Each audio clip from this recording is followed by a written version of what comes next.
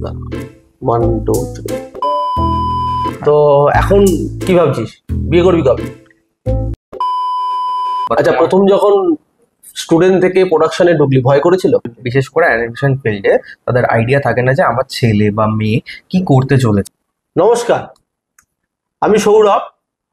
আপনারা দেখছেন keyboard animation podcasting. আমাদের এটা প্রথম পডকাস্টিং শুরু হচ্ছে। তো আজকে আমার সাথে রয়েছে আমাদেরই প্রোডাকশন হেড দেবার্গ। নমস্কার। আচ্ছা দেবার্গ, আজকে আমরা যে জিনিসগুলো নিয়ে আলোচনা করবো সেই জিনিসগুলো হচ্ছে কোনো স্টুডেন্ট আমাদের কাছে আসলে অনেক প্রশ্ন নিয়ে আসে, সেই সমস্ত প্রশ্নগুলো নিয়ে একটা একটা করে প্রশ্ন আলোচনা করবো। হ্যাঁ, অবশ্যই। তো প্রথম প্রশ্ন, তুই আমাদের কাছে পড়েছিস, হ্যাঁ, আজকে তুই আমাদের কোম্পানি প্রোডাকশনে, তোর এটা নিয়ে কেমন ফিল হচ্ছে? আমার তো খুবই ভালো লাগছে, আমি গর্বিত। আমি এইখানে ভর্তি হয়েছিলাম অ্যান্ড আমি খুব ভালো জায়গায় পৌঁছেছি, এটার জন্য আমার খুব ভালো প্রাউড ফিল হচ্ছে।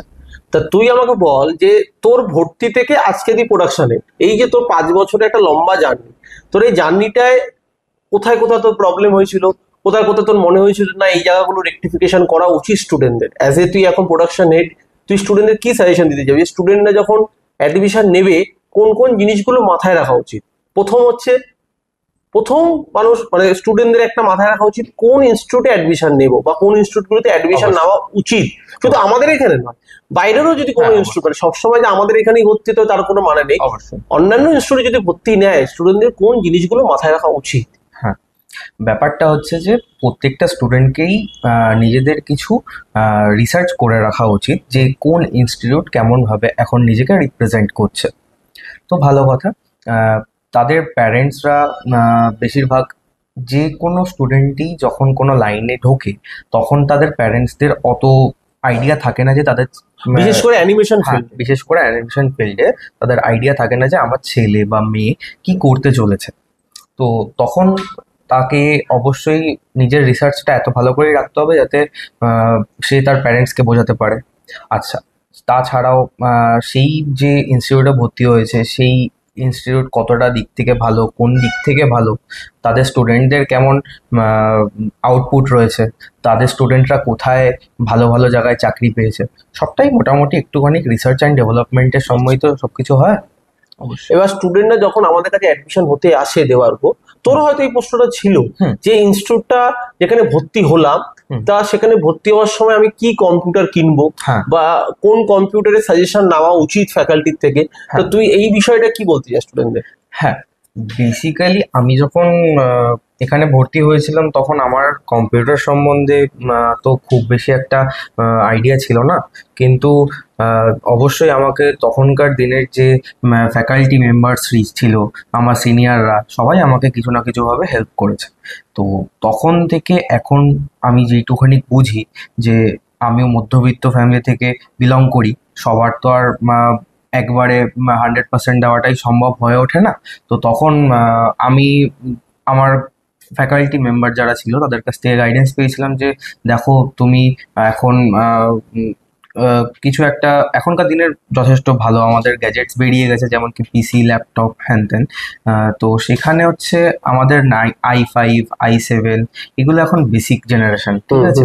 তো এগুলো আমার মনে হয় যে ফার্স্টের দিকে যদি এমন কিছু একটা স্পেসিফিকেশন নিয়ে নেওয়া উচিত বা পিসি বিল্ড করা উচিত যেটায় নাকি আমাদের পরবর্তীকালের আপকামিং 5 ইয়ার্স আমাদেরকে আর সেই বিষয়ে ভাবতে না হয়। এবার সবাই পারে না অবশ্যই, সেখান থেকে কিছু কিছু জিনিস আছে যেমন কি প্রসেসর, তারপর গ্রাফিক্স কার্ড, জিপিইউ যেটা আমরা বলি।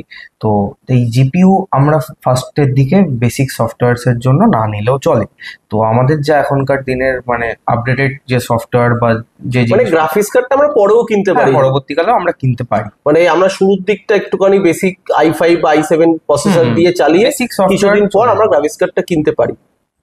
আর এটা যেমন তুই বললি কম্পিউটার সম্বন্ধে, ল্যাপটপ এখন খুব সুন্দর সুন্দর বেরিয়ে গেছে, তো একবারই খুব সুন্দর স্পেসিফিকেশন সহ সব পুরোটাই পেয়ে। আমি এটাই বলবো যে কোনো স্টুডেন্ট অ্যানিমেশনে ভর্তি হওয়ার সময় আমাদের সাজেশন, অন্তত আমি সাজেশন করি যে তুমি প্রথমেই বিশাল একটা 1 লক্ষ বা 1.5 লক্ষ টাকা দিয়ে কম্পিউটার না কিনে তুমি একটা 50-56 হাজার টাকা দিয়ে একটা কম্পিউটার কেনো, সেটাকে তুমি 3 বছর ইউজ করো, কাজটা শেখো, দেন তুমি একটা ভালো কম্পিউটারটা কেনো।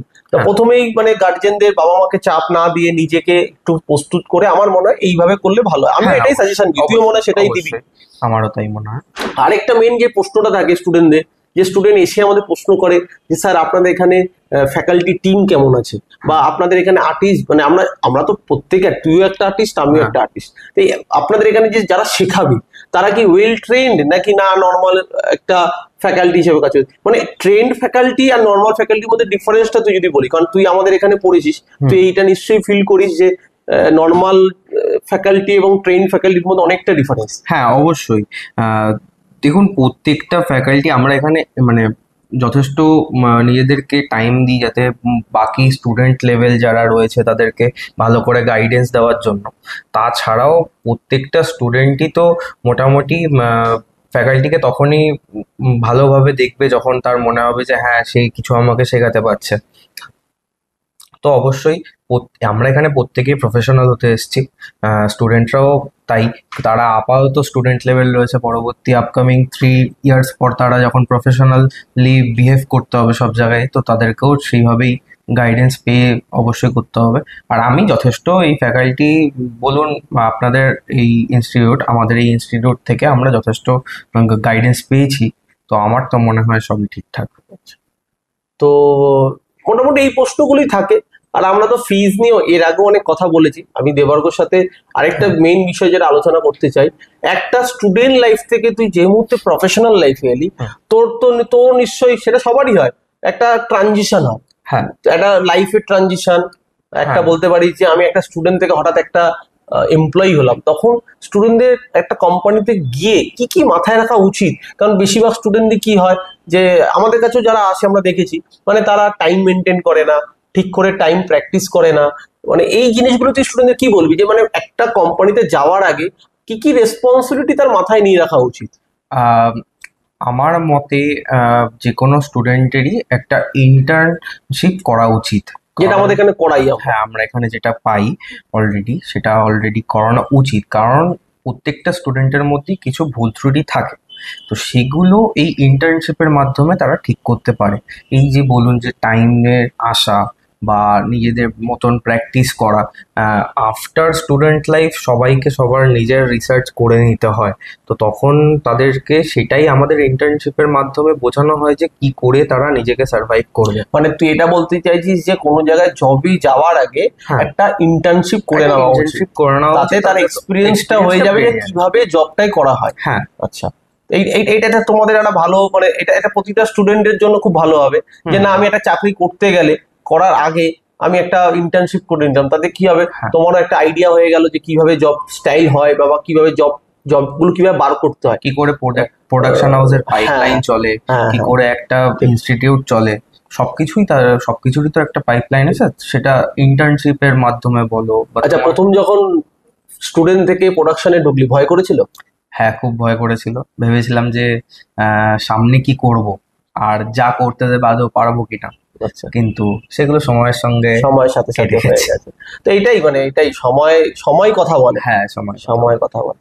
এবার তুই কিছু আমাকে আমাকে বল যে প্রোডাকশনে এসে তোর কি কি প্রবলেম হলো? মানে প্রথম দিকে তো একটু পাজেলড হয়ে যায় মানুষ, যে কোয়ালিটি, যেমন আমাদের প্রোডাকশনে কি হয়, ক্লায়েন্ট বলে কোয়ালিটি হচ্ছে না, বাজে হয়ে যাচ্ছে, এটা ঠিক করো, ওটা ঠিক করো। তো তোর সাথে কিরকম কি ঘটনা ঘটনা ঘটেছিল তোর মনে, তুই তখন একটু পাজেলড হয়ে গেছিস যে না কি করবো আমি নিজে দিশা পাচ্ছি না? হ্যাঁ, বেসিক্যালি ব্যাপারটা হয়েছিল যে আমি যখন স্টুডেন্ট লাইফ থেকে আমার প্রফেশনাল লাইফে পা দিলাম, তখন মানে যেদিনকার আমি চাকরিটা পেলাম সেদিনকার আমি নিজেই কনফিউজ ছিলাম যে ওখানে যে লেভেলের কাজগুলো হয় সেটার সঙ্গে আমি নিজেকে ট্যাকেল করতে পারবো কিনা, বা যে আমি আমার কাজগুলো সময়ে দিতে পারবো কিনা।